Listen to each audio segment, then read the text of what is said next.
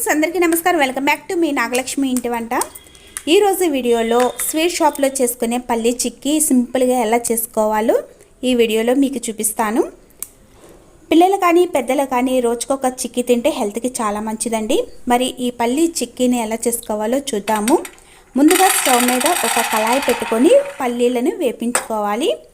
ఒక గ్లాసు వేరుశనగ గుళ్ళును కళాయిలో పోసుకొని మంటను సిమ్లో పెట్టుకొని పల్లీలను వేయించుకోవాలి. మంటను సిమ్లో పెట్టుకొని వేయించుకుంటే పల్లీలు లోపల వరకు వేగి టేస్ట్ చాలా బాగుంటుంది.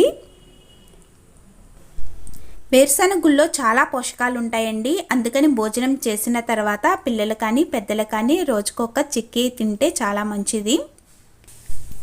మంటను సిమ్లో పెట్టి పల్లీలను వేయించుకుంటే పల్లీలు లోపల వరకు వేగి టేస్ట్ బాగుంటుంది.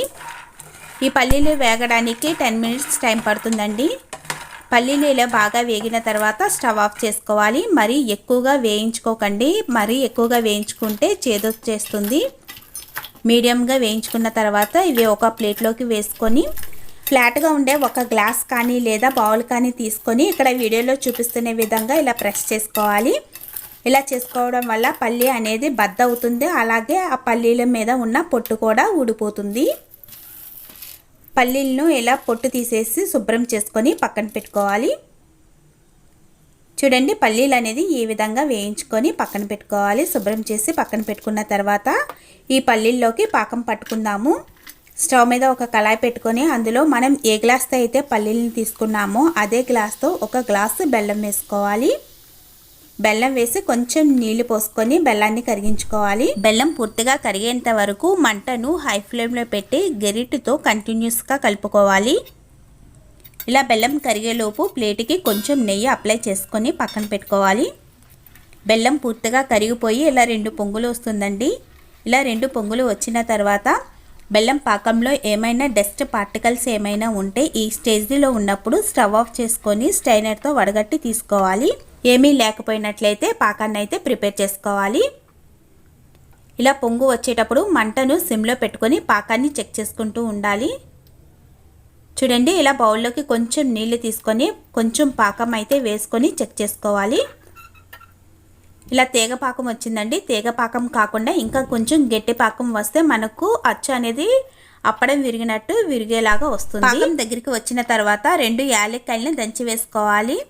యాలక్కాయ ఫ్లేవర్ అనేది అచ్చుకు చాలా చక్కగా పడుతుంది. తర్వాత మళ్ళీ పాకాన్ని ఇంకొకసారి చెక్ చేసుకోవాలండి. నీళ్ళల్లో కొంచెం పాకం వేసి చూసుకోవాలి. చూడండి, ఇలా గిన్నెకి వేసి కొడితే మూత ఎలా వస్తుందో ఇలా రావాలి.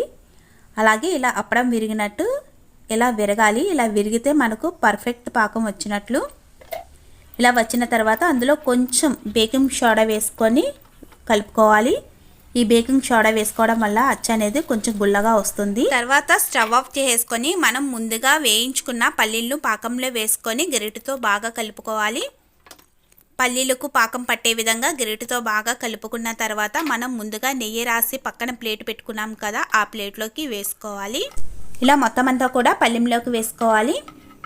పల్లెంలో బటర్ పేపర్ వేసుకుంటే ఈజీగా వచ్చేస్తుందండి. బటర్ పేపర్ ఉంటే బటర్ పేపర్ వేసుకోండి. ఇలా అచ్చు మొత్తం వేసుకున్న తర్వాత గరిటెతో సమానంగా ఒత్తుకోవాలి. ఇలా సమానంగా ఒత్తుకున్న తర్వాత కొంచెం గోరువెచ్చగా ఉన్నప్పుడు చాకుతో కానీ లేదా గరిటెతో కానీ ఇలా కట్ చేసుకోవాలి.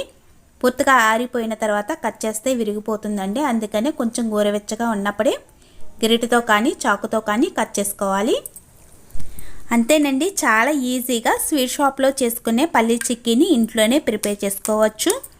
మరి ఈ వీడియో మీకు నచ్చిందా? నచ్చితే మన ఛానల్ని తప్పనిసరిగా సబ్స్క్రైబ్ చేసుకోండి. అలాగే పక్కనే ఉన్న బెల్ ఐకాన్ని క్లిక్ చేయడం వల్ల మేము పంపించే నోటిఫికేషన్ మిస్ అవ్వకుండా ఉంటారు.